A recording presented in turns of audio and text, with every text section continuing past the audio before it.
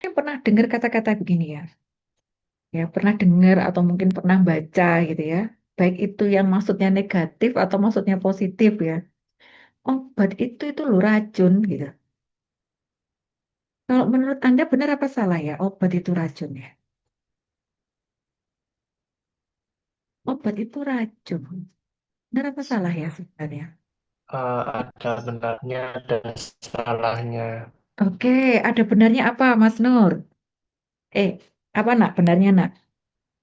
Kalau benarnya, kalau digunakan sesuai dosis, itu bakal menjadi obat. Kalau tidak sesuai dosis, bakal menjadi racun. Betul, betul sekali ya. Jadi ini dikatakan oleh si William Wethering ya. Jadi Mas Nur ini sepertinya sudah membaca ini ya yang disampaikan sama Pak William ini ya. Pak William tahun 1789 gitu ya. Racun itu kalau dosisnya kecil bisa menjadi obat yang sangat baik ya.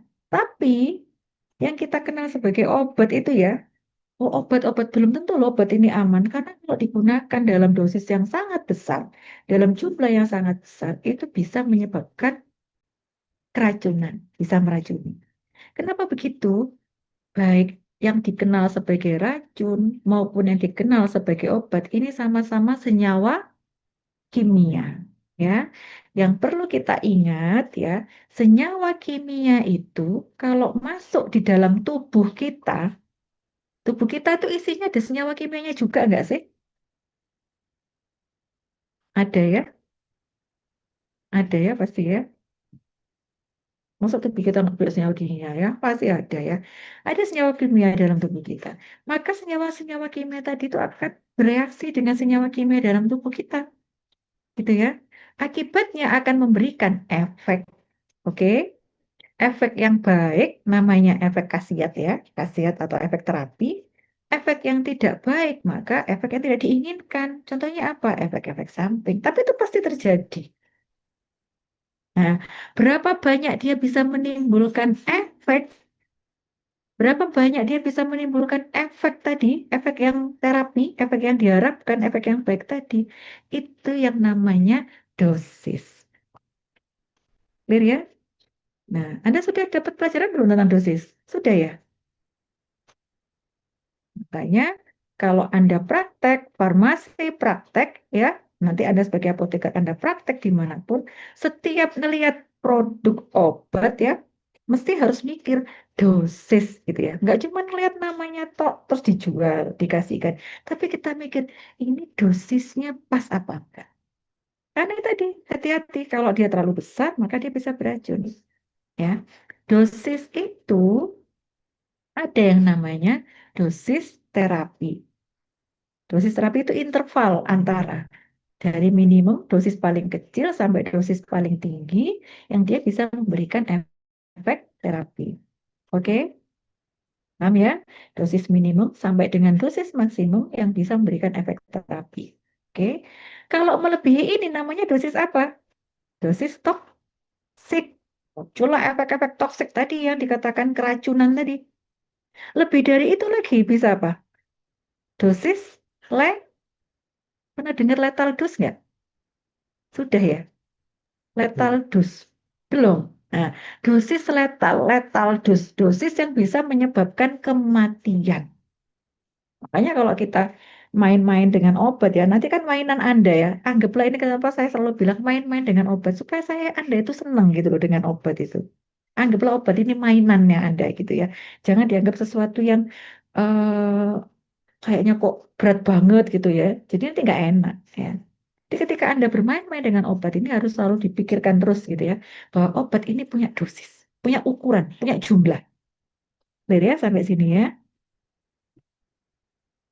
Nah, ini sudah disampaikan ya di yang kemarin ya. Pertemuan yang sebelumnya ya. Obat itu akan bekerja ya kalau dipakai. Kalau nggak dipakai ya nggak akan bekerja. Gitu ya. Makanya kenapa Anda akan belajar kalau obat dipakai kok bisa bekerja ya? Berarti obat ini nih setelah masuk ke dalam tubuh kita, apa sebenarnya yang terjadi? Anda pernah minum paracetamol? Paracetamol itu apa contohnya? Bodrek. Nah, kalau lupa paracetamol, bodrek. Pernah minum nggak? Selain Butrek apalagi ya? Dumin. Nah, kok bisa ya saya minum Bodrek? Kok terus sakit kepala saya ini hilang? Oke? Nah, ini kombinasi.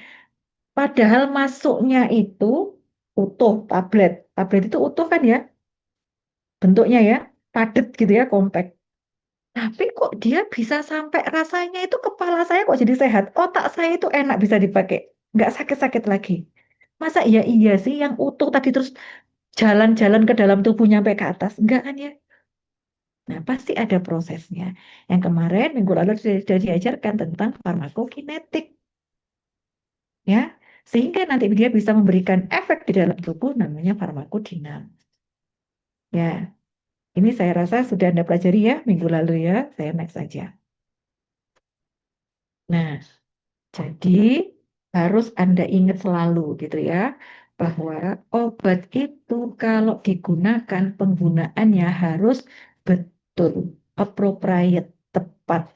Kalau digunakan dengan tidak appropriate, tidak tepat, maka bisa akan memperburuk kondisi dari si pasiennya. Kenapa kok bisa memperburuk? Nah, kalau muncul efek sampingnya, ya. Nah, apalagi kalau misalkan tadi yang diharapkan tidak tercapai sehingga sakitnya jadi lebih lama, ya. Maka bisa jadi berat di ongkos. Berat di ongkos itu apa? Ini ekspanditur ya. Biaya yang dikeluarkan untuk mengatasi sakit ini jadi besar. Biaya ini tidak hanya ditanggung oleh pasien, loh. Anda juga harus ingat. Sekarang, kasus-kasus yang sudah kompleks-kompleks itu di rumah sakit, biayanya ditanggung oleh siapa? Pemerintah. Lewat apa? BPJS. Ya, Anda bayangkan gimana ruwetnya BPJS. Premi tiap bulannya itu kan sebenarnya nggak mahal ya. Paling cuman sekian pos gitu dalam satu keluarga. Tapi setiap bulannya, kalau di satu keluarga itu sakit, bapaknya diabetes, ibunya hipertensi, belum lagi nanti anaknya mengalami misal nih, apa sekarang yang lagi musim demam berdarah. Bisa-bisa satu bulan ini lebih loh nak, kalau dari 10 juta gitu. Ya kan? Siapa yang nanggung? Nah ini kan diputar ekspanditurnya, anggaran kesehatannya oleh pemerintah. Paham ya? Maka dari itu Anda, kiprah kita apa sebagai farmasis? Kita harus bisa mengusahakan supaya kalau pasien ini dapat obat, dia menggunakan dengan benar. Sehingga kalau sakitnya bisa disembuhkan itu, bisa segera sembuh. Kalau sakit yang tidak bisa disembuhkan, contoh diabetes, hipertensi, kan nggak bisa disembuhkan. Itu nggak merembet ke sakit yang lain. Jadi nggak bengkak-bengkakin biaya, gitu. Ya, untuk itu, maka kita akan butuh pengetahuan ya terkait dengan apa? Terkait dengan terapeutik dan juga farmasi klinis. Gitu ya. Nanti Anda akan belajar tentang ini. Kenapa kok butuh pengetahuan tentang obat ya? Kemudian terapinya gitu ya. Kenapa kok butuh itu? Supaya Anda bisa menyimpulkan ya. Kalau pasien ini akan diberikan obat ini, akan menggunakan obat ini, ada masalah nggak ya? Gitu. Oke? Karena tadi semua senyawa kimia yang masuk ke dalam tubuh pasien itu bisa saja menimbulkan efek. Efeknya bisa positif, efeknya bisa negatif. Clear ya sampai sini ya. Anda bisa mengidentifikasi itu. Ya, kalau sudah mengidentifikasi kemudian menyelesaikan. Nah, selain itu, Anda sebagai farmasis itu juga punya peran sebagai konselor. Konselor itu apa? Mengedukasi. Ya, harus selalu diingat ya bahwa sebenarnya keputusan untuk menggunakan obat itu ada di tangan siapa? Di tangan pasien, di tangan apotekernya, atau di tangan dokternya? Siapa sih yang punya keputusan untuk, oke, obat ini saya gunakan gitu. Obat ini digunakan oleh misal Bu Anila. Oke, obat ini Bu Anila akan menggunakan, Bu Anila pakai obat ini. Sebenarnya keputusan tertinggi ada di siapa? Di pasiennya, di apotekernya, atau di dokternya?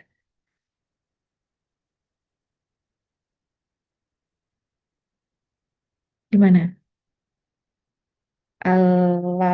Ailatul?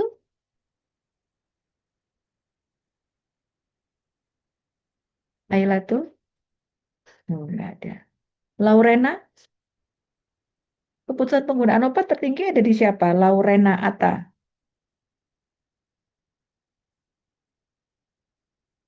Di pasien. Iya, di pasiennya ya. Di pasiennya.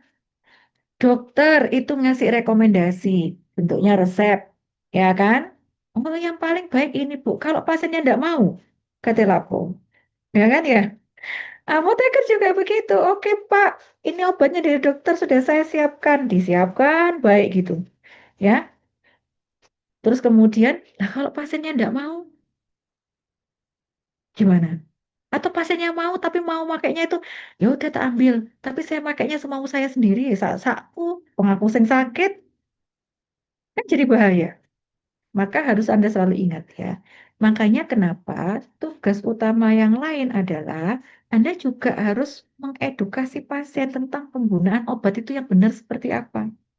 Diajari pasiennya obatnya itu ini untuk apa, nanti target terapinya seperti apa, kemudian bagaimana menggunakannya yang baik, sama satu lagi waspada efek sampingnya. Kalau efek samping ini muncul, apa yang harus dilakukan? Jangan keburu berhenti stop obatnya. Paham ya sampai sini ya? Karena apa? Kita nggak bisa. Kita nanti pada saat di rumah ya pasien itu akan memutuskan sendiri. Itu namanya dignity-nya pasien, otonominya pasien gitu. Ya, tugas kita ya membekali pasien dengan edukasi tadi yang baik. Oke ya.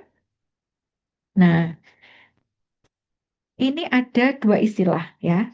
Pharmaceutical public health, satunya lagi pharmaceutical health. Mirip-mirip tapi agak enggak mirip ya. Miripnya apa? Dua-duanya ada pharmaceutical, Bu. Berarti apa? Berarti kondisi ini sebenarnya didasari atau berbasis pada ilmu kefarmasian. Jadi mengimplementasikan ilmu kefarmasian untuk melakukan upaya-upaya peningkatan kesehatan. Gitu ya. Bedanya adalah di sini konteksnya publik. Kalau publik itu apa? Orang banyak. Ya. Kalau di sini individual. Ini ya, individual level. Individual. Paham sampai sini ya? Sini individual. Jadi di sini karena dia aspeknya publik, dia lebih banyak ke tindakan-tindakan untuk promosi kesehatan. Apa contohnya promosi kesehatan? Imunisasi, ya, oke ya, mencegah penyakit-penyakit tertentu, penularan HIV/AIDS gitu, ya. Ini lebih ke banyak kegiatan apa aktivitas-aktivitas yang ke cure of the disease ya. Namanya sampai sini ya ke kuratif, aspek kuratif. Nah, ini sebagai gambaran. Coba kalau Anda lihat ini ya. Ini ya, Anda bayangkan. Kalau, wis gak usah bayangkan kita ya. Pasien ya. Pasien itu adalah seseorang yang mengalami gangguan kesehatan. Sepakat ya? Pasien adalah seseorang yang mengalami gangguan kesehatan. Oke? Nah, untuk mengatasi gangguan kesehatan tadi, maka pasien ini bisa jadi mendapatkan banyak sekali perawatan, rawatan atau asuhan. Care di sini adalah rawatan atau asuhan. Bisa jadi bentuknya medical care, ya. Bisa jadi nursing care, bisa jadi pharmaceutical care. Kalau kita ada di mana? Ya di sini. Sebagai farmasis kita ada di sini. Apa sih fokusnya pharmaceutical care? Asuhan kefarmasian itu fokusnya apa sih? Fokusnya adalah mengidentifikasi dan memenuhi kebutuhan terapi ya. Sebentar, sebentar. Ini saya ketutupan itu. Ya, memenuhi kebutuhan pasien atas obat, gitu ya. Mengidentifikasi dan memenuhi kebutuhan pasien atas obat. Untuk itu, maka pasti butuh ilmu farmakoterapi, ya.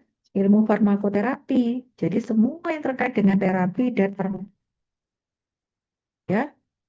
Bukan hanya sebatas farmasinya aja ya, tapi Anda juga harus paham obat ini itu gimana senyawa kimianya. Senyawa kimia tertentu akan memberikan efek-efek tertentu karena berbasis pada adanya interaksi kimiawi dalam tubuh. Ya. Nah, kemudian apa tanggung jawabnya? Yaitu, bentar ini saya ketutupan. Oke.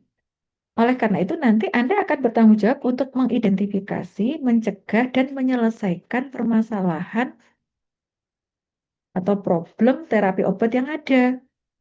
Ya, jadi yang Anda wajib lakukan adalah satu, mengidentifikasi problem terapi obat.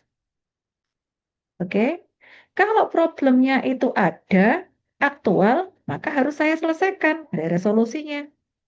Kalau dia itu potensial, maka harus saya prevent, saya cegah, gitu. Ya, oke. Nah, pharmaceutical care-nya terus di mana, Bu? Pharmaceutical care ini sesuatu yang tidak wujud ya. Maksudnya dalam artian jangan dibayangkan seperti apa ya namanya ya, benda gitu, enggak ya. Atau kegiatan. Oh, kegiatan ini Bu, kegiatan ya enggak ya. Tapi sesuatu yang mendasari atau sering dibilang sebagai filosofi dari praktek kefarmasian. Filosofi dari farmasi praktis ya. Filosofi dari praktek kefarmasian. Jadi kalau Anda melakukan pekerjaan kefarmasian, maka setiap Anda melakukan pekerjaan itu ada yang sesuatu yang eh, mendasarinya. Apa yang mendasarinya itu? Wah, apapun pekerjaan yang Anda lakukan itu, oh nanti ya kita buka definisi yang berikutnya aja. Yang ini nanti mungkin agak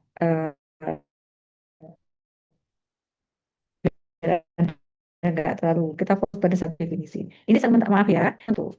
Kemudian di tahun 90 ini ada Hepler and Strand ya yang dia membuat definisi baru ya. Dan definisi ini yang kemudian diterima secara global mendunia gitu ya maksudnya.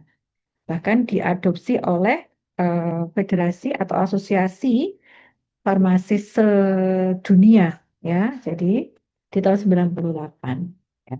Harper dan Strand ini kemudian menyatakan bahwa pharmaceutical care itu sebenarnya responsible provision of drug therapy. Hmm. Ya, for the purpose of achieving definite outcomes that improve patient quality of life.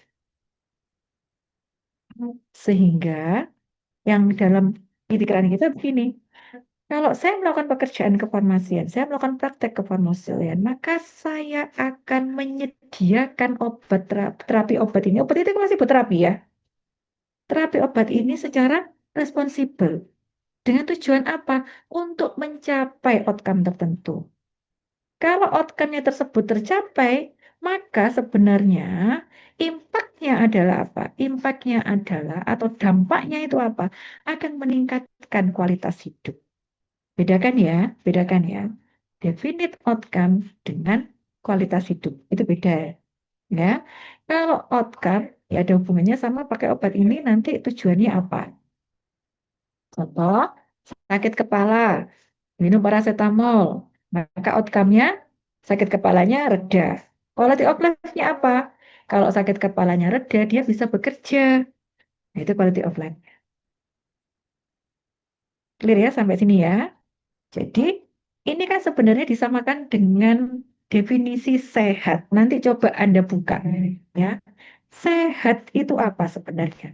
Buka ya, Undang-Undang Kesehatan. Jangan sampai tenaga kesehatan nggak ngerti tentang definisi sehat ya. Kapan sih seseorang itu dikatakan sehat?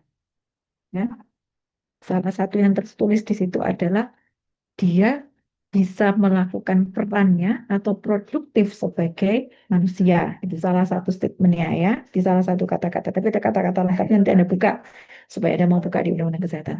Ya, nah sehingga agar bisa produktif tadi, maka kalau dia mengalami gangguan kesehatan, maka dia menggunakan terapi, terapinya ini punya definite outcome.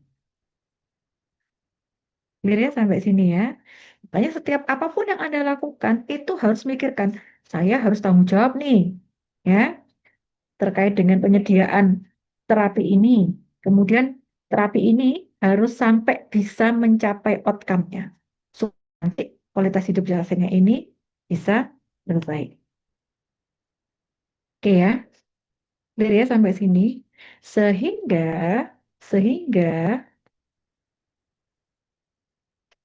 kita bisa pikirkan, berarti kalau gitu, kalau misalkan melakukan salah satu bentuk praktek kefarmasian itu kan melayani resep ya. Pernah nggak Anda ke apotek kemudian beli obat pakai resep? Pernah ya? Ya, bisa jadi bukan buat Anda atau mungkin buat orang tuanya atau siapa gitu ya. Nah, ketika Anda minta obat dengan resep tadi, mestinya kalau farmasis ini atau apoteker ini melakukan pelayanannya itu berpegang pada asuhan kefarmasian, maka dia tidak hanya sekedar ngasih obatnya. Mbak, ini obatnya. Nanti diminum sehari 3 kali ya. Harganya sekian. Harganya 50.000. Sudah. Pasti begitu. Tadi ada responsibilnya apa tadi tanggung jawab?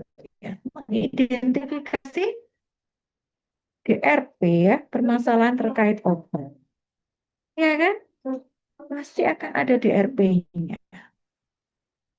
Karena setiap obat itu, kalau enggak ya, jadi pasti akan ada aktivitas menganalisis resepnya.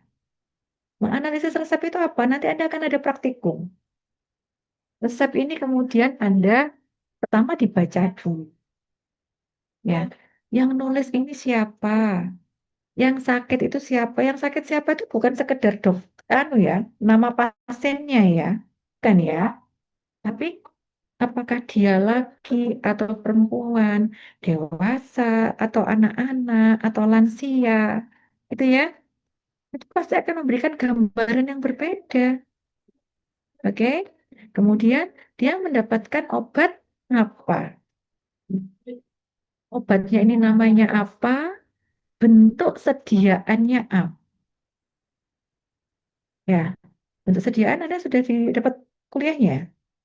Ada macam-macam ya bentuk sediaan itu. Ya, contoh yang paling gampang, eh, apa namanya, kayak paracetamol tadi, ada yang lewat supu. Tahu ya supu itu dimasukkan lewat dubur. Ada paracetamolnya bentuk supu. Ya, ini bentuk sediaannya apa? Dipakainya itu bagaimana? Seberapa sering, ya? Dosisnya berapa banyak, frekuensinya berapa sering, kemudian bagaimana cara menggunakannya. Oke, ini dibaca semua, Anda menganalisis resepnya. Kemudian Anda mengidentifikasi problem. Tentunya ketika baca, nggak cukup dong bisa menyimpulkan ada masalah apa nggak. Butuh data-data. Ya, ada data pasiennya, kemudian data obatnya juga, data sakitnya juga mungkin Anda butuh, ada gali lebih dalam, sehingga Anda bisa menyimpulkan problemnya apa, kemudian Anda selesaikan. Gitu ya. Nah, ketika menyelesaikan ini bisa saja eh, cukup dengan pasiennya, tapi kadang-kala juga bisa jadi butuh konsultasi dengan dokter, ya. Nah, ini ya tadi yang Bu Nia sampaikan bahwa pharmaceutical care adalah filosofi dari praktek. Ya, memang dia tidak bisa di apa istilahnya, intangible ya dia itu, tidak pada wujudnya. Tapi kalau Anda melihat, oh apoteker ini menerapkan pharmaceutical care, itu bisa kelihatan. Dari yang mana? Dari interaksinya dengan pasien, dari bagaimana dia melayani permintaan obat tadi. Itu bisa kita lihat apakah dia menerapkan pharmaceutical care dalam prakteknya atau tidak. Dan ini wajib sebenarnya ya. Oke, ini saya skip aja karena nah ini ya. Menurut Sipul ada 4 elemen ya, 4 elemen yang akan membentuk asuhan kefarmasian ini. Yang pertama adalah sosial itu ada kebutuhan sosial untuk mengurangi apa ini? morbiditas and mortalitas associated with medication use. Jadi ketika menggunakan obat itu ada bisa jadi muncul kasus-kasus terkait dengan morbiditas. Morbiditas itu apa? Munculnya kesakitan, mortalitas kematian. Ya, jadi tujuannya adalah sebenarnya mengurangi ya, mengurangi angka kesakitan dan kematian. Yang kedua, ya, pharmaceutical care ini terjadi karena sebenarnya masyarakat itu butuh butuh untuk ketemu dengan nakesnya, butuh ketemu dengan apotekernya sebagai bentuk tanggung jawab dari apotekernya untuk menyelesaikan permasalahan obat. Itu ya. Yang ketiga, yang ketiga ya, pelayanan ini dilakukan itu pasti dalam konteks yang berpusat pada pasien. Artinya apa? Kalau saya melayani, mohon maaf saya pinjam nama ya, melayani Laurena, ya, permintaan obat Laurena, pasti data-data yang saya kumpulkan data-data Laurena. Saya menyimpulkan, oh Laurena minum paracetamol, ternyata ada muncul masalah eh, apa namanya problem terkait obat seperti ini. Akan beda dengan Aulia yang minum paracetamol, bisa jadi berbeda. Clear sampai sini? Ya, makanya ini pasti berbasis pada pasien individu. Kita nggak bisa samaratakan. Maka interaksinya juga harus individu. Yang keempat, ini pasti muncul karena ada perasaan caring. Care itu apa sih? Merawat. Artinya apa? Farmasis ini sebenarnya ingin merawat si pasiennya. Ya, kenapa kok merawat pasiennya? Untuk membuat yang tidak baik menjadi lebih baik. Ya, sebagai bentuk dari perasaan caring tadi, saya care sama kamu, saya mau merawat kamu, maka pasti akan muncul yang namanya tadi kesimpulan, kondisimu itu seperti apa? Ayo tak rawat seperti apa? Ini namanya care plan. Kadang-kadang pada satu kondisi saya perlu memonitor lebih lanjut, itu follow up. Nanti saya kasih contoh di belakang ya, lebih mungkin kalau dengan contoh-contoh Anda bisa membayangkan ya. Ini sebagai ya. Nah, ini tadi ya, sehingga seperti yang terstatementkan di slide-slide sebelumnya ya.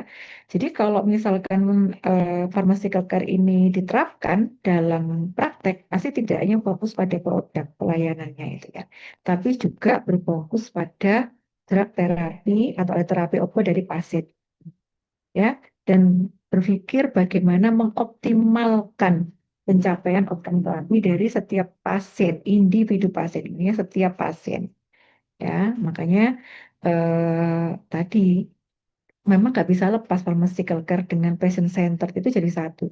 Kalau kita nggak berfokus pada pasien, ya kita nggak bisa melakukan pharmaceutical care.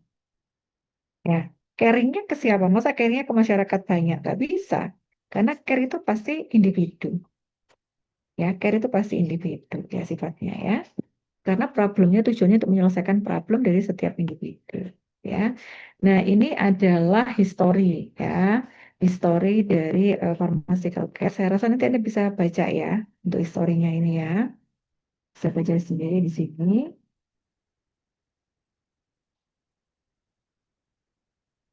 Oke, nah saya ke sini sekarang. Oleh karena itu, asuhan kefarmasian ini melibatkan berbagai macam proses ya, di mana farmasis itu akan bukan hanya sekedar berinteraksi ya, tapi cooperate. Oh ya, cooperate dengan pasiennya dan juga bisa jadi dengan tenaga profesional lain untuk mendesain, mengimplementasi dan memonitor therapeutic plan. Ya, nah, kenapa kok tadi dikatakan apotekernya ini berkooperasi, artinya bekerja sama dengan pasiennya. Contoh ya, sebagai contoh nih, nggak sekedar berinteraksi. Contoh, kalau misalkan nih obat apa nih? Eh amoksisilin. Nah, amoksisilin. Mungkin sebagian besar sudah pernah ya minum amoksisilin ya. Amoksisilin itu diminumnya sehari berapa kali? Tiga Biasanya kali tiga, ya? Bu. 3 kali. Oke. Minum amoksisilin 3 kali ini gimana? Setiap pagi, siang, 8 jam pagi, sekali. siang, malam, 8 jam. Bagus. Nah, 8 jam. Amoksisilin itu diminumnya setelah makan atau sebelum makan?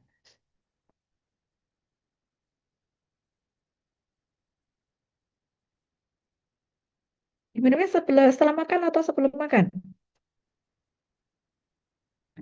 Sekarang Anda bayangkan, kalau ini diminum setelah makan, ya, apakah makan itu, orang makan itu setiap 8 jam ya? Bu, saat dulunya kuliah, makan siang jam 12. Loh, cuma 6 jam intervalnya, ya kan? Kemudian nanti malamnya saya makan jam 8, Bu. Oh, ini masuk 8 jam. Ketemu besok paginya. Wah, lebih, Bu. Ya, berarti nggak 8 jam kan? Nah, otomatis Anda pasti akan menyampaikan ke pasien kan? Kenapa sih kok harus 8 jam?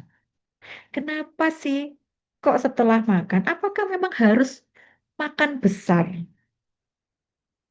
Ataukah ya yang penting perutnya nggak kosong? Nah, itu nanti berbeda.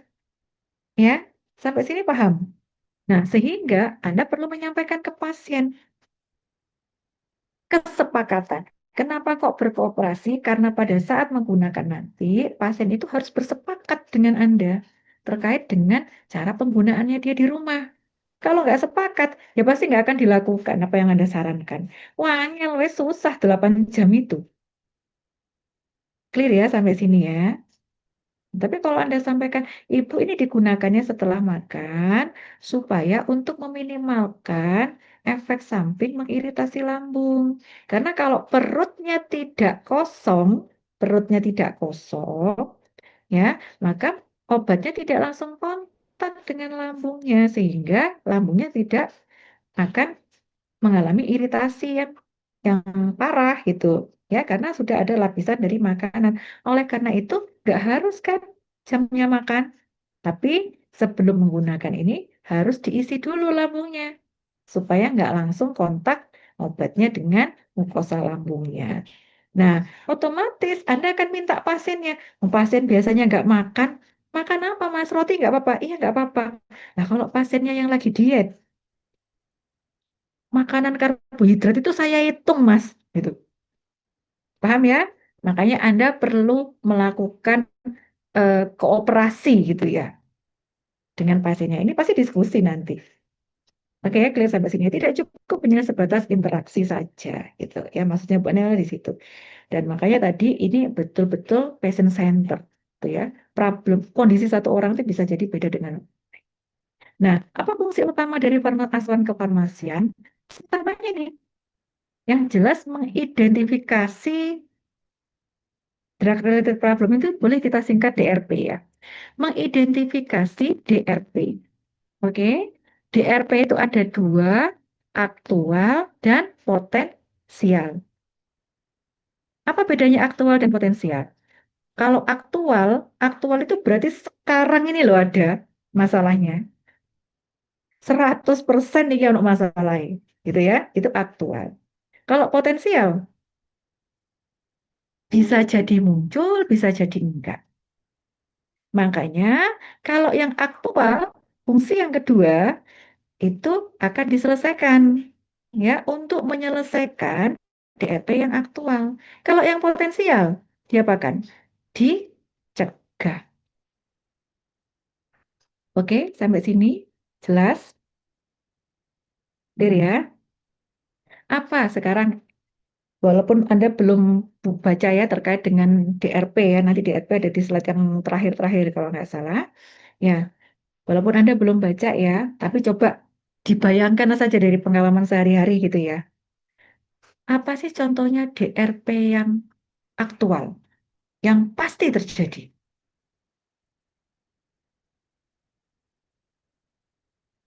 Apa kira-kira?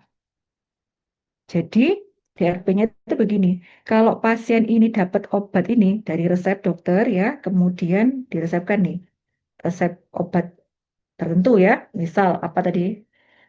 paracetamol, jangan paracetamol deh, yang lain apa? Asam mefenamat. Asam mefenamat pernah ya? Asam mefenamat itu Ponstan, mungkin yang cewek-cewek nih, Mevinal ya, biasanya dipakai untuk nyeri haid ya, lebih sering dipakai nyeri haid ya. Nah, contohnya asam mefenamat. Aktual tuh begini, loh pasiennya ini pasiennya ini diminta untuk menggunakan asam mefenamat. Tapi pasien saya ini boleh nggak sih pakai asam mefenamat ini? Nah, itu yang pasti terjadi sekarang. Paham? Atau, wah ini kalau dipakai ternyata ada kondisi tertentu ini yang bisa memperburuk bekerjanya asam mefenamat ini. Permisi, berarti seperti kayak alergi obat gitu ya, Ibu. Nah, ah, kalau alergi obat, oke. Alergi obat itu bisa jadi muncul, bisa jadi enggak kan ya?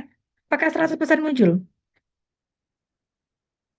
Oh, kalau langsung diidentifikasi obat itu alergi. Juga biasanya langsung muncul. Mungkin sih Betul, kalau betul, betul, Nur. Jadi gini, misalkan begini nih. Biasanya pasien itu kan nggak bisa baca tulisannya dokter ya. Kerek-kerek ngono ya. Dan kadang-kadang dokter juga menyampaikan, "Udah Bu, saya kasihkan obat." Kadang nggak disebutkan namanya ya, karena mungkin nama obatnya mungkin juga yang agak familiar gitu ya dokter. Daripada nggak nginget gitu ya. Ngingetnya kan susah gitu ya, kalau nama-nama bahasa eh, obat gitu ya, bahasa Latin gitu ya. Tapi udah Bu, saya resepin nanti obatnya ini buat nyeri haidnya, misalkan begitu ya. Nah, yang paling sering kasusnya alergi itu adalah apa? Antibiotik. Oke, antibiotik yang paling sering kasus alergi. Saya ambil contoh amoksisilin ya. Ternyata pasiennya datang kan ke apotek Anda, oke ya. Pasien datang ke apotek Anda. Terus kemudian, oh amoksisilin. Anda sudah punya nih bekal pengetahuan ya. Amoksisilin itu ada hipersensitivitas reaksi. Kalau terjadi hipersensitivitas, boleh nggak pakai amoksisilin? Nggak boleh kan ya? Nggak boleh. Berarti kan Anda harus pastikan ke pasiennya. Bu, pernah punya alergi obat? Kalau misalkan seperti amoksisilin, Ibu pernah nggak minum amoksisilin? Pernah. Alergi nggak? Oh, aku alergi, Mas. Mau beku, Mas. Wah, bangkapnya saya mau di rumah sakit. Marah semua badan saya sampai saya masuk rumah sakit. Nah, ini namanya aktual. Anda kasihkan obatnya? Tidak. Karena obatnya sudah terkontraindikasikan. Maka apa yang Anda lakukan? Resolve the problem. Gimana caranya? Telepon dokternya. Sampaikan ke dokternya. Dok, ini tadi pasiennya kok sudah menyampaikan punya riwayat alergi amoksisilin, Dok. Ini berarti kan tidak bisa diberikan, Dok. Lalu bagaimana, Dok, untuk terapi pasiennya? Biasanya sama dokternya akan dipilihkan obat yang lain. Clear ya sampai sini ya. Itu aktual problem. Itu kalau memang terjadi akan diri. Kalau potensial, saya nggak tahu, Mas. Kayaknya selama ini saya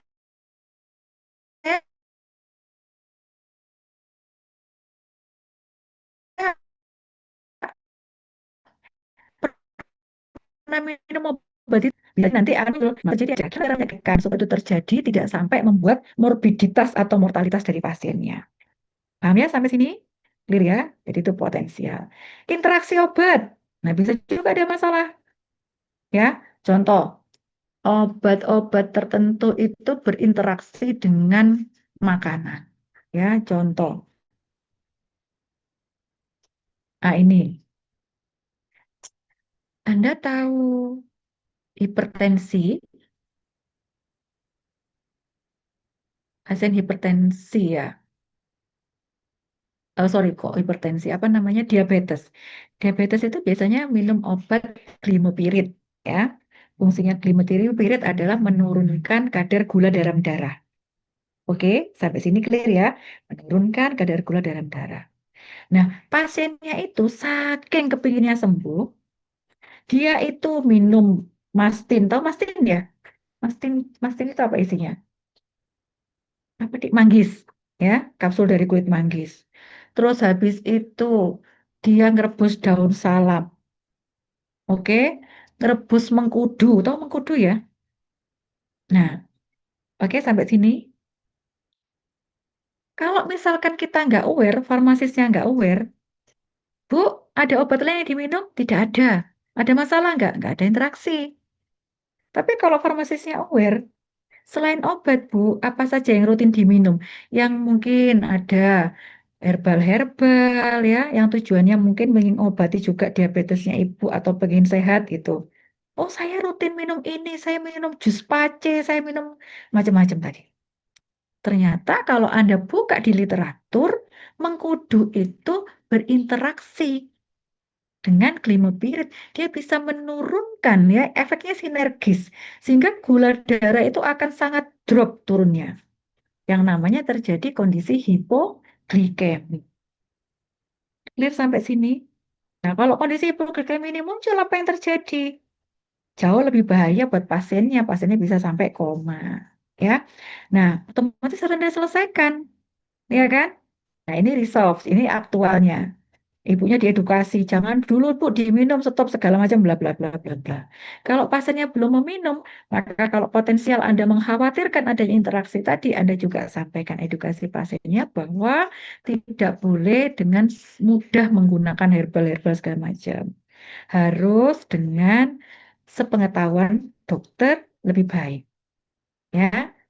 Dan menyampaikan Anda ke apoteker tentang penggunaan tadi produk-produk tadi. Gitu ya sampai sini ya. Oke, ada pertanyaan sampai sini? Aman ya? Clear ya? Nah, nah ini coba.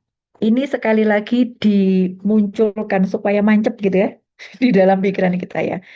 Bahwa pharmaceutical care adalah responsible provision of drug therapy for the purposes of achieving definite therapeutic outcomes to improve patient. Oke. Tadi sudah. Berarti sebenarnya responsible provision of drug therapy. Jadi menyiapkan atau memberikan terapi obat secara responsibel. Tadi sudah bentuknya sudah ditunjukkan ya. Anda mengidentifikasi masalah, mengumpulkan data, mengidentifikasi masalah itu sebagai salah satu bentuk tanggung jawab. Ya kan? Tadi di bagian yang tabel-tabel tadi kan ada responsibelnya ya, mengidentifikasi, solving ya, kemudian juga preventing itu adalah bentuk tanggung jawab Anda. Nah sekarang sebenarnya the purpose of achieving definite therapeutic outcome, sebenarnya outcome terapi itu apa sih? Gitu ya. Nah sebenarnya outcome terapi itu ada 4 kelompok besar ini ya.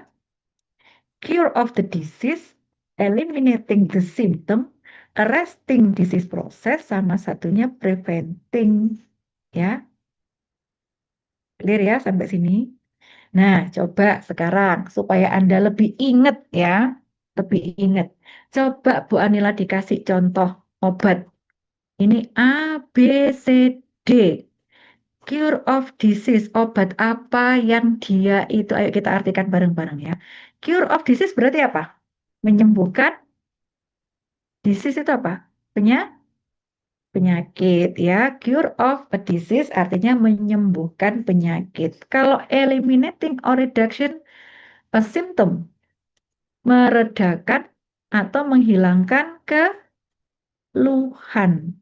Simptom itu keluhan. Artinya apa? Kondisi yang tidak enak yang dirasakan atau dikeluhkan oleh pasiennya. Jadi yang dirasakan oleh pasiennya. Kalau yang ini memperlambat proses perkembangan penyakitnya atau perjalanan penyakitnya.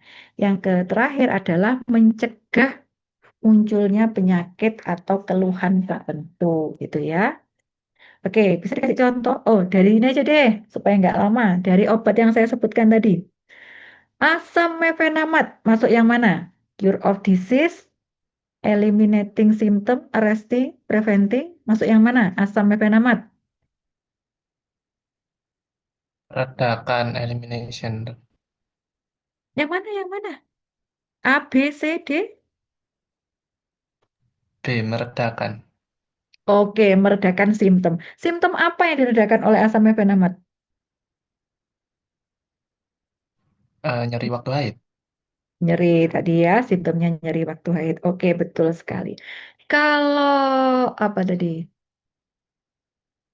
Eh Glimepirid. Tadi Bu Anila menyebutkan glimepirid ya. Obat diabetes. Masuk yang mana? Cure of a disease atau slowing disease process? Glimepirid. Obat anti diabetes. Insulin, masuk yang mana? Cure of disease atau memperlambat proses penyakitnya? Yang memperlambat. Yang Pinter Abang Saud. memperlambat. Pinter. Kenapa kok masuk yang memperlambat?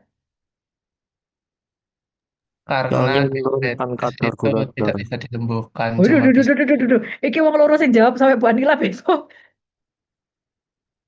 Ayo siapa? Ishak apa Nuris? Nuris Moyo ini panggilannya siapa ya, Nak? Ismoyo, Ismoyo, oke. Ishak deh, biar Ishak yang jawab ya Ismoyo ya. ya. Oke, karena Ishak ini nggak menyalakan kamera ya. Oke, Ishak gimana tadi menjelaskannya? Kenapa kok, apa tadi? Glimepiride itu termasuk yang slowing disease process. Soalnya fungsinya untuk menurunkan kadar gula darah. Jadi Oke, tujuannya buat mengendalikan gula darah biar enggak parah. betul. Terus yang diperlambat apanya? Yang diperlambat apanya? Kurang lengkap sedikit. Kalau kalau kalau gula darahnya itu dipertahankan biar nggak parah, oke betul, biar nggak parah tadi kata-katanya Ismoyo ya. Kata-katanya Ishak. Parahnya orang diabetes itu kalau apa? Terjadi apa? Nah, Kekurangan insulin. Jadi duh, insulinnya lebih dirangsang lagi. bukan. Kekurangan insulin yang menyebabkan diabetes. Ya, menyebabkan gulanya tinggi. Oke. Kalau gulanya tadi tinggi, terus apa yang terjadi? Komplikasi, biasanya lemas. Komplikasi. Komplikasi, betul. Komplikasinya diabetes itu berat ya. Bisa jantung, bisa juga ke ginjal, ya, bisa ke sarafnya yang mati rasa, ya, kerusakan di sarafnya, bisa ke glaukoma, banyak sekali komplikasinya. Ya, jadi diabetes itu bisa disembuhkan atau enggak? Tidak. Enggak bisa. Oke, pinter semuanya ya. Nah, sehingga tadi itu harus Anda sampaikan, jangan sampai pasien itu punya harapan yang berbeda. Dia pakai Glimepirid harapannya supaya diabetesnya sembuh. Ya, padahal enggak. Diabetesnya enggak bisa sembuh. Anda punya 4 klaster ini adalah tujuannya sebagai bahasa yang mudah untuk Anda, supaya Anda bisa menjelaskan obat ini sebenarnya tujuannya untuk apa. Nanti semester depan dilatih ya di dalam praktikum farmasi praktis 1 ya menyampaikan karena Anda kan mekanisme detailnya belum tahu. Jadi sampaikan dari outcome-nya ini. Definite outcome-nya. Oke, pinter semuanya. Kalau amoksisilin masuk yang mana? A, B, C, D? Ah, Menyembuhkan. menyembuhkan. Menyembuhkan, pinter. Kalau preventing contohnya apa? Preventing. Apa ini? Vaksin. Betul, vaksin, kemudian suplemen-suplemen untuk mencegah kondisi-kondisi tertentu ya. Sekarang banyak ya konsumsi suplemen tablet tambah darah untuk mencegah anemia gitu ya. Nah, itu termasuk juga ya. Jadi bukan hanya vaksin aja ya yang Anda kenal, supaya Anda juga tahu bahwa suplemen-suplemen itu juga bisa digunakan untuk preventif gitu ya. Nah, sudah pintar semua ya. Oke. Nah, ini. Nah, bagaimana Bu? Tadi kan sudah ya, berarti kalau gitu outcome terapi dari yang tadi ya, sudah ada 4 klaster kelompok besar tadi. Nah, di sini Anda perlu ingat bahwa ini drug therapy can produce a range of positive clinical outcome. It may also result in negative outcome. Nah,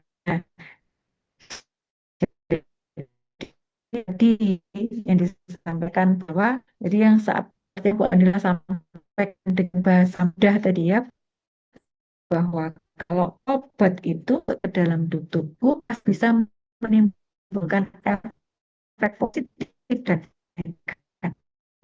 Efek positif efeknya apa? Negatif efeknya ya bisa jadi muncul kasus-kasus atau kesakitan tertentu karena adanya efek samping. Clear ya? Anda pernah dengar Stephen Johnson syndrome? Contoh ya.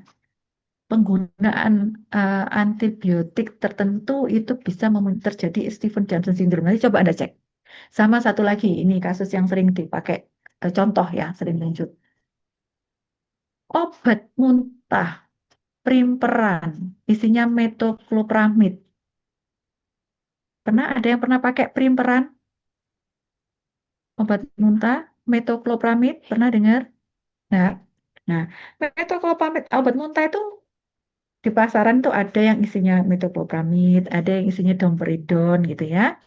Nah, kalau metoclopramid itu ada insiden efek samping yang besar sekali terjadi di pasien anak-anak dan lansia. Kalau di usia dewasa biasa malah enggak, bisa enggak. Nanti Bu Anila diingatkan ya kalau misalkan saya kelewatan jam ya. Nah, pada usia dewasa itu enggak apa-apa. Ya, pada usia lansia dan anak-anak itu insidennya semakin meningkat. Di anak-anak itu bisa sampai 25%. Artinya dari 10 orang bisa jadi 2 orang mengalami yang disebut sebagai extrapiramidal syndrome. Itu negatif outcome. Ya, paham sampai sini ya? Nah, itu namanya morbiditas. Gitu ya, kayak tadi muncul hipoglikemi, itu morbiditas. Ya, bisa saja itu berujung pada disease yang lainnya. Ya, dalam bentuk dosis. Clear ya sampai sini ya. Nah, sehingga di sini Anda harus bisa menentukan gitu ya. Sebenarnya ini outcome-nya apa sih? Baik yang positif maupun yang negatifnya. Gitu ya. Setiap disease yang berbeda pasti punya outcome yang berbeda. Ya. Kemudian yang perlu Anda pertimbangkan, harus selalu Anda pikirkan bahwa yang namanya praktek kefarmasian itu filosofinya pharmaceutical care itu pasti adalah patient center. Kita nggak bisa nih ngelepasin sisi manusianya ini ya, nggak bisa gitu, harus dibawa terus. Maka Anda harus memikirkan, Anda harus mengidentifikasi apa sebenarnya harapan pasien terhadap terapinya. Tadi yang Bu Nila contohkan. Kalau pasiennya ini berharap, ya wes lah, aku diabetes, aku ki wedi, saya itu takut dengan diabetes. Ya udahlah obatnya saya minum, paling juga setahunan lah saya minum obat, setelah itu saya sembuh. Ketika setahun sudah terlewati dia minum obat, nggak sembuh juga. Ini nanti pasiennya berarti pasiennya puas nggak dengan obatnya? Nggak puas, nggak satisfy, gitu kan ya? Kalau pasiennya nggak puas dengan obatnya, maka yang dipikirkan ini apa? Obatnya ini nggak manjur. Akibatnya apa? Pasiennya stop minum obat, nggak mau minum obatnya. Atau minum obatnya diatur-atur sama pasiennya sendiri. Dikombinasi dengan yang lain gitu ya. Padahal yang salah bukan obatnya yang nggak manjur, tapi harapannya yang keliru. Memang ini nggak bisa sembuh. Tapi buktinya selama setahun ini loh, ibu nggak ada komplikasi. Ya ini salah satu targetnya. Gambarannya kalau obatnya ini bisa bekerja dengan baik. Kan gitu. Gulanya ibu loh bagus. Gitu ya. Clear ya. Jadi, ekspektasi pasien ini harus cek. Dipastikan jangan sampai salah. Kemudian patient suitability for the treatment. Ya, kesesuaian pasien dengan terapinya. Kesesuaian ini macam-macam, ya. Ini saya rame ya. Anda keberisikan nggak ini? Karena saya di rumah ya. Jadi mohon maaf, nggak ya, aman ya. Oke, karena ini rame. Ya.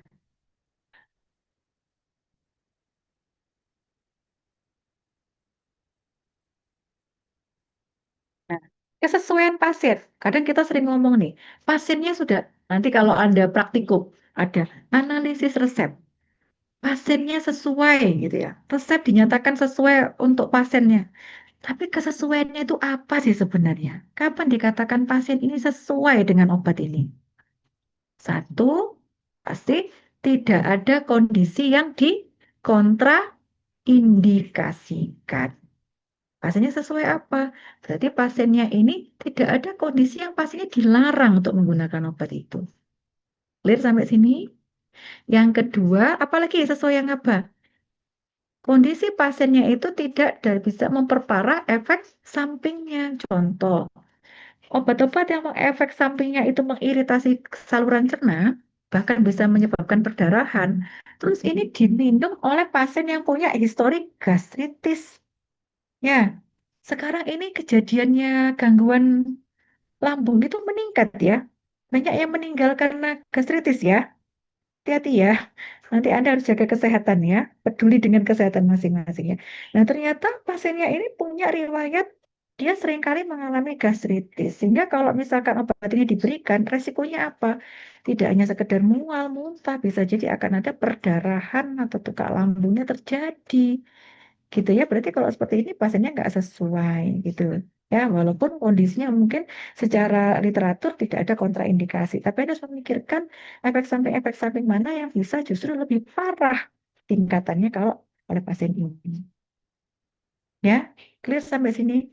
Hipoglikemi. Hipoglikemi itu apa sih? Kadar gula dalam darah sangat rendah. Gitu ya. Nanti bisa dicek. Kalau nggak salah di bawah 70. Nanti Anda bisa cek ya, itu diukur ya tahunnya. Nah, penggunaan obat karena pasiennya kepingin sembuh, dia pakai obat sekaligus dikombinasi dengan herbal-herbal yang lain. Apakah ini suitable untuk pasiennya?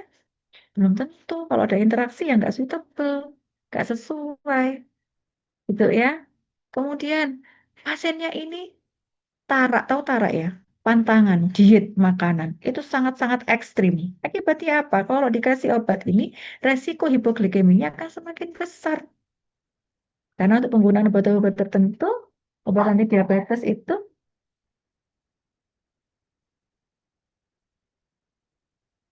penggunaan obat diabetes itu harus tetap makan. Kalau enggak, drop. Apa bahayanya hipoglikemi untuk pasien? Hipoglikemi untuk pasien diabetes jauh lebih bahaya daripada hiperglikemi. Ya, harus ditanamkan ke dalam diri Anda masing-masing. Kondisi orang diabetes itu di atas 200 gula darahnya. Ya, nah bisa jadi pasien itu ada yang 220, ada yang 300, ada yang 400, 500 gitu. Kok masih nggak apa-apa ya, Bu? Iya, karena badannya sudah terbiasa dengan gula yang tinggi. Secara akut, akut ya saat ini akut memang tidak bahaya. Tapi secara kronis akan muncul komplikasi. Jadi lama nanti akan muncul komplikasi. Semakin cepat komplikasi itu ditentukan dari mana? Dari semakin tingginya kadar gula darah dan semakin lamanya gula darah itu tinggi. Tidak terkontrol. Paham ya? Nah, tapi kalau secara akut yang paling berbahaya adalah hipoglikemi. Karena apa? Tubuhnya orang ini sudah terbiasa. Dapat asupan gula itu sekian. Tiba-tiba drop gak dapat gula. Oke? Apa yang terjadi? Kalau tubuh kita tidak mendapatkan gula, yang terjadi apa? Kematian. Apa tadi? Apa Mas Nur? Apa Mas Ismail? Lemas dan kematian. Soalnya kalau misal apa hipoglikemi itu kan bisa dibayangin kayak puasa itu kan kita lemas kayak gitu sih. Yang menyebabkan apa? Lebih lebih jauh lagi dari puasa ya, dari kita puasa. Yang terdampak adalah apa? Sel-sel kita nggak dapat makanan, ya kan? Kekurangan kalori. Kalori. Gula itu sumber ATP. Anda pernah dengar ATP ya? ATP itu adalah bahan bakar tubuh untuk melakukan reaksi biokimia, ya kan? Kemudian gula dibutuhkan juga untuk sistem transport, ya, sistem transport. Nah, sehingga kalau tubuh kita kekurangan gula, maka beberapa metabolisme tidak terjadi, beberapa sel mati karena kekurangan makanan, gitu, ya, hipoglikemi. Makanya bisa terjadi koma tadi. Maka kalau gitu, gimana Bu? Nah, tergantung derajat hipoglikeminya. Kalau hipoglikeminya pasiennya masih sadar, diajak ngomong masih bisa, cirinya kan dia berkeringat, lemes gitu ya, nggak bisa bangun, tapi masih bisa diajak ngomong. Terus kemudian dicek gulanya, ya. Kalau dropnya nggak terlalu jauh, maka bisa diberikan permen manis itu ya.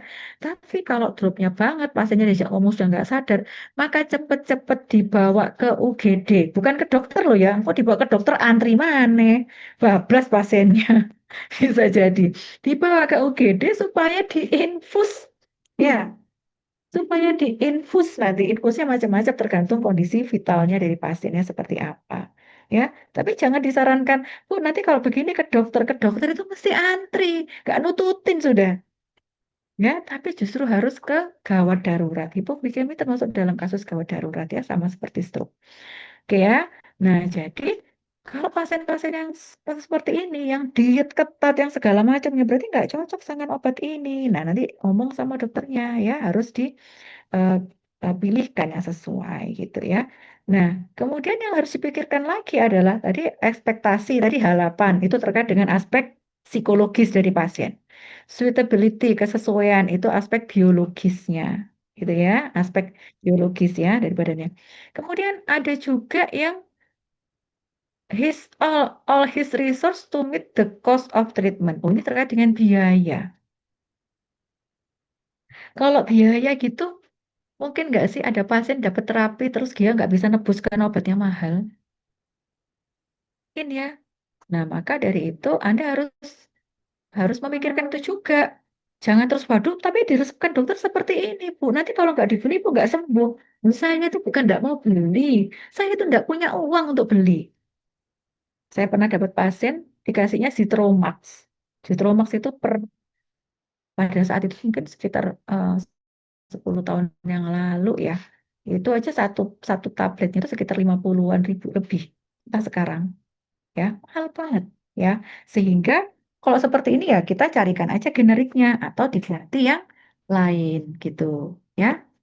Sampai sini clear ya. Jadi Anda harus memikirkan tadi termasuk ke tingkat pemahaman pasien ini termasuk ke suitability. Suitability itu nggak hanya aspek biologis ya. Saya mau menyampaikan lagi suitability kesesuaian yang lain. Pasiennya ini paham apa enggak? Ngerti apa enggak diajak ngomong? Anda menjelaskan nanti dengan bahasa yang sudah berusaha semudah mungkin, tapi pasiennya enggak bisa. Atau pasiennya ini enggak mampu menggunakan. Contoh, pasiennya pakai insulin, dikasih resep insulin. Insulin itu pakainya gimana, Dik? Disuntik ya? Suntik ya? Iya. Nah, terus pasiennya itu di rumah tinggalnya sendirian, kata lansia. Yang nyuntik kayak sopo. Dia sendiri, Anda mengedukasi. Ya harus disuntik, kalau enggak gulanya ibu enggak turun-turun. Tapi ibunya sendiri yang mensuntik, kan enggak ada orang lain. Loh, saya itu loh takut, enggak berani nyuntik. Gimana? Masih mau dipaksa? Kira-kira bisa enggak? Tekniknya nyuntik aja susah. Nyuntik, nyuntik, nyuntik. Insulin itu aja butuh teknik khusus kan ya? Belum lagi melawan rasa takutnya. Ya, jadi makanya ini semua harus Anda pikirkan. Clear ya sampai sini ya. Nah, jadi itulah yang dikatakan patient center. Tidak hanya kita memikirkan aspek psikolog biologisnya pasien, tapi juga yang lain. Ya. Nah, ini tadi terkait dengan kami ya. Saya skip aja. Oke. Nah, oleh karena itu, sebagai farmasis, Anda itu harus punya pengetahuan ya dan keterampilan terkait dengan produk-produk farmasetikal ya, farmaceutical produk ya, dosis formnya dan juga pengetahuan terkait dengan aspek klinis farmakologi. Kenapa sih ini farmaseutik ini maksudnya farmasetika ya? Terkait dengan formularium obat, formulari apa namanya, pembuatan obatnya, dosis formnya. Kenapa? Kalau Anda nggak paham tentang dosage form, bentuk sediaan, Anda akan nggak bisa menjelaskan. Contoh, kalau ini pertanyaan simpel ya, pertanyaan gampang, tapi mungkin Anda ketawa ya, tapi saya ceritakan yang terjadi, yang pernah saya alami sampai saya itu, ya iya sih gitu ya, sampai ya gimana lagi ya, soalnya gini, dalam pikiran orang, tablet ya, orang kalau minum obat kan biasanya tablet, oke? Tablet diminum, kemudian ditunggu mungkin sekitar 2 jaman, ada efeknya. Kemudian tablet itu dia bisa melihat tablet itu lagi nggak? Nggak ada kan ya, hilang kan ya. Kalaupun Iya. diekskresi dalam bentuk feses, ya sudah lah ya. Tapi kan nggak ada wujud tabletnya toh, nggak ada ya. Nah, kemudian pasien ini dikasih dokter resep waktu itu suppositoria. Dalam bayangannya dia, ya kalau sudah ada efeknya itu ya obatnya itu hilang. Kalaupun nanti ada sisa buangan, ya mungkin bahasa kita ekskresi gitu ya, ya lewat feses gitu toh. Paham nggak? Artinya dia berpikir obat itu akan masuk semuanya ke dalam tubuh. Clear ya sampai sini? Nah, jadi ketika pakai suppositoria, Anda kan tahu ya, suppositoria itu dimasukkan lewat dubur. Kemudian memberikan diabsorpsi, ada yang diabsorpsi, ada yang lokal, tergantung tujuannya. Kalau suppositoria yang tujuannya lokal, yang isinya adalah bakteri apa antibiotik, tujuannya antifungal, antibiotik tujuannya lokal di sana, atau suppositoria yang untuk kasus konstipasi, efeknya lokal ya, di situ aja kan ya, nggak perlu diserap kan ya. Nah, ada juga suppositoria yang efeknya itu tidak lokal. Contohnya apa? Dumin. Dumin itu paracetamol. Supo, tujuannya apa? Untuk menurunkan demam. Loh, sing demam di kepala, yang sakit di kepala, tapi dipakainya supo. Nah, itu aja jelaskannya susah. Kok bisa di bawah itu bisa ke atas gitu, ya. Nah, yang ini saya sampaikan contoh yang lain ya. Saya lupa waktu itu dia pakai supo apa ya, apa boraginol supo apa ya untuk kasus basir apa gimana. Dia bingung, kenapa kok masih ada keluar sisa supunya. Jadi dia bilang, akhirnya sama dia karena berpikir obatnya itu nggak masuk ke dalam tubuhnya, karena berpikir cara pakainya salah, dia pakai lagi supu itu. Terus telepon ke apotek, Mbak, obatnya habis. Padahal itu waktu itu dapatnya 3 apa berapa gitu, setiap hari satu. Sehari dia pakai 3. Loh kenapa Pak kok dipakai semua? Jadi saya datang ke rumahnya, saya takut ya. Kalau misalkan dia kena efek sampingnya apa nggak saya yang dituntut? Uraginol kalau nggak salah. Saya lupa waktu itu. Saya datang ke rumahnya. Loh kenapa Pak? Saya pakai semua. Loh kok dipakai semua? Loh wong saya pakai. Tapi habis itu tuh loh Mbak. Kok ada putih-putih? Berarti kan obatnya nggak bekerja. Nanti saya kan nggak sembuh-sembuh. Dipakai lagi yang kedua. Begitu lagi. Jadi dia tuh sampai bingung. Yang diatur adalah kedalaman suponya. Tadi saya pakai segini. Apa karena nggak masuk ya? Didalemin lagi sama dia. Ya tetap aja keluar. Loh, saya yang salah mengedukasi, gitu ya. Jadi itu yang terjadi. Makanya Anda harus paham gitu. Ya, ini obat ini bekerjanya seperti apa supaya memberi efek. Ini enggak ya kayak gitu. Itu saya terjadi beneran. Saya sampai datang karena saya saking akhirnya kemudian saya monitoring 3 hari. Ojo sampai efek samping ini muncul di dia ya. Saya takut nanti kalau muncul efek sampingnya, saya tambahin saya kasih vitamin segala macam supaya kayak ada vitamin apa efek sampingnya. Saya kasih vitamin B segala macam waktu itu. Karena saya khawatir ya. Gimana pun juga kalau seperti itu yang salah siapa? Pasiennya. Kak lu, farmasisnya yang salah. Bu Anila yang salah waktu itu. Berarti kan saya tidak saya hanya menyampaikan informasi, tapi saya tidak memastikan pasien ini ngerti why-nya itu. Paham ya? Nah, oke ya. Jadi itu tadi. Oke, yang kedua. Anda harus mampu untuk istilahnya mendistribusikan obat ya. Mendistribusikan obat nanti Anda akan belajar tentang distribution system. Jadi ada pabrik, kemudian obat turun segala macamnya ini ya. Karena Anda harus bisa menyediakan obat-obat yang berkualitas. Oke. Yang ketiga, Anda harus bisa membangun hubungan yang baik dengan pasien dan dengan tenaga profesi kesehatan yang lain. Oleh karena itu nanti jangan kaget Anda di semester 3 nanti ada praktikum Vartis 1. Vartis 1 itu sebenarnya praktikumnya bertujuan untuk Anda mampu melakukan komunikasi profesional. Ya tujuannya ini. Kenapa sih? Anda itu bisa ngomong semua. Saya yakin semuanya bisa ngomong. Anak farmasi semuanya pasti bisa ngomong, bisa nulis. Tapi apakah Anda sudah bisa melakukan komunikasi yang profesional? Nah, belum tentu kita latih nanti. Kenapa? Salah satu ciri komunikasi profesional itu adalah waktunya pasti terbatas. Contoh, memberikan informasi terkait obat ke pasien yang menerima tadi ya, ketika melayani resep, itu kira-kira bisa nggak sih saya menjelaskan kayak Anda gini panjang gitu. Bu, masih punya waktu nggak? Saya butuh menjelaskan obat ini. Ya, mungkin sekitar setengah jam gitu, Bu. Bisa, Bu, saya jelaskan nanti obatnya, biar Ibu nggak keliru pakai obatnya. Ada nggak kira-kira? Biasanya sebagian besar pasien pasti akan bilang, enggak. Mbak, ini saya keburu-buru, Mbak. Anak saya di rumah nanti gimana gitu. Bu, saya punya waktu cuman paling banter, paling lama 10 menit, Bu. Jadi Anda harus bisa menjelaskan tentang obat itu dalam kurun waktu cuman 10 menit. Dengan bahasa yang mudah supaya pasiennya paham. Nggak boleh pakai kata-kata, karena ini ibu nyeri, maka ini adalah analgesik. Yang tujuannya adalah memblocking. Nanti diimplementasikan ya Bu. Nggak ngerti pasiennya. Ya, ingat ya, saya itu sambil nyindir kalian-kalian gen apa ini? Anda ini gen apa ya? Gen Z ya?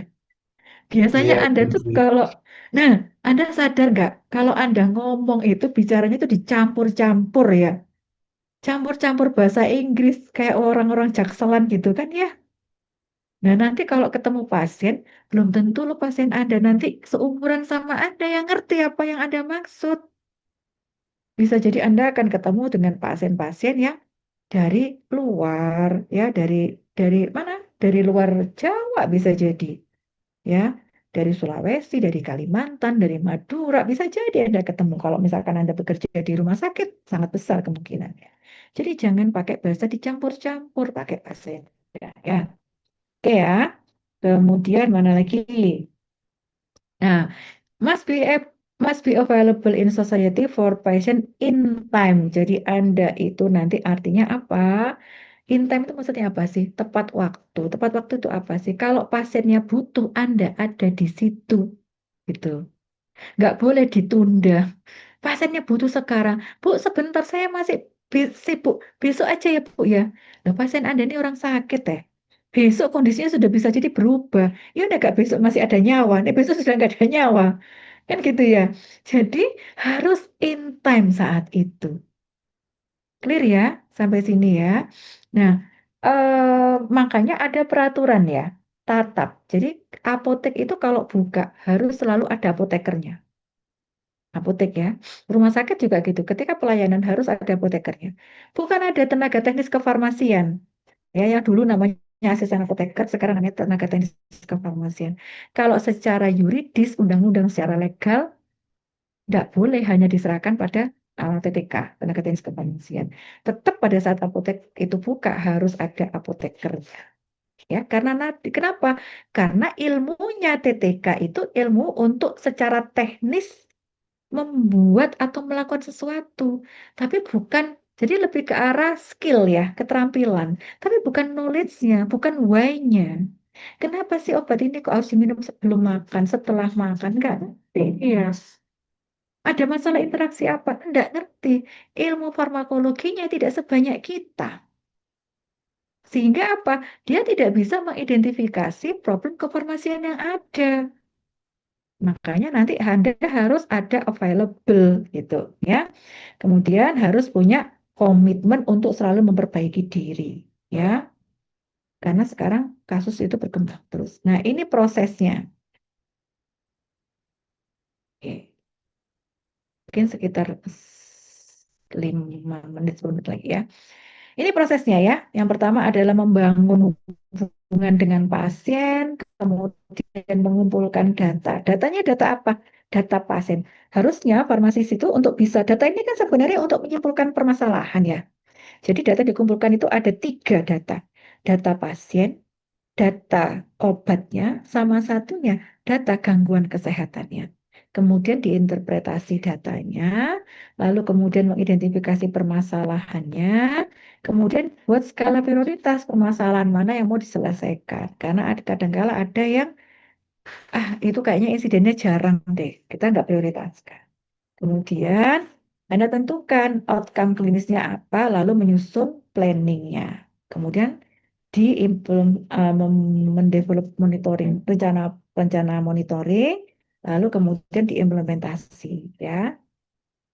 Itu aja sih sebenarnya, ini saya skip aja ya. Nah, data yang dikumpulkan itu ini loh datanya, data pasien. Jadi nggak cuma sekedar nama dan berat badan, tapi ini semua. data demografis. Kenapa kok data demografis? Ini bisa berhubungan dengan obatnya dia, permasalahan yang sekarang, kemudian riwayat pengobatan yang sebelumnya. Bisa saja ada interaksi dengan obat yang sebelumnya, ya. Kemudian ada alergi atau enggak, kebiasaan, pola makan, istirahat, dan sebagainya. Ada obat-obat tertentu. Nah, paracetamol. Paracetamol itu tidak boleh digunakan oleh orang-orang yang mengkonsumsi alkohol. Sekarang itu zamannya sudah sangat-sangat modern, ya. Eh, menurut saya kalau dulu mungkin orang mengkonsumsi alkohol mungkin sungkan-sungkan, bisa jadi sekarang di beberapa tempat itu sudah mulai terbuka orang mengkonsumsi alkohol. Ya, diskotik dulu kan terlokalisir ya, orang kalau mau joget-joget mabuk-mabuk terlokalisir di diskotik. Sekarang itu ada apa itu yang mau diusulkan jadi kekayaan Indonesia itu apa? Apa dia yang musik yang banter itu apa? Speaker yang banter itu apa namanya itu? Yang rame itu? Entahlah. Alright. Horeg ya, horeg. Nah, horeg itu kan, horeg itu kan kayak budaya baru yang mengusung diskotik itu menuju keluar ya. Nah, padahal itu bisa disertai dengan konsumsi minuman keras. Nah, untuk orang-orang yang mengkonsumsi minuman keras itu nggak boleh minum paracetamol. Karena apa?